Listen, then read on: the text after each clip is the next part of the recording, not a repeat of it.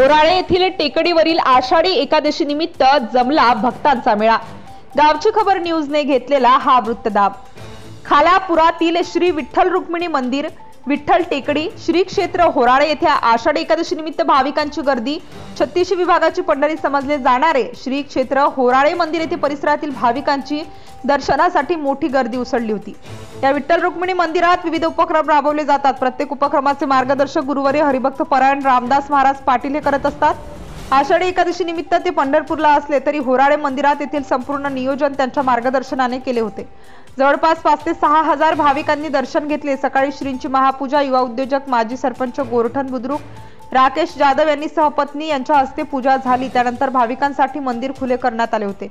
दिवसभर मंदिरामध्ये भजन झाले। संध्याकाळी युवा कीर्तनकार ज्ञानेश्वर महाराज पाटील यांच्या मार्गदर्शनाने सुंदर हरिपाठ झाला व रात्री 8 ते 10 हरिकीर्तन युवा कीर्तनकार हरिभक्त परायण कुमार अक्षय महाराज चौहान गुरुकुल महाड यांचे झाले व नंतर शंकरदादा मानकावळे नंदुशेठ शहासने बाळकृष्ण पाटील यांच्या हस्ते महाआरती करण्यात आली व कार्यक्रमाची सांगता झाली। संपूर्ण एकादशीचे यजमान होराळे ग्रामस्थांकडे होते। Subscribe now and press the bell icon.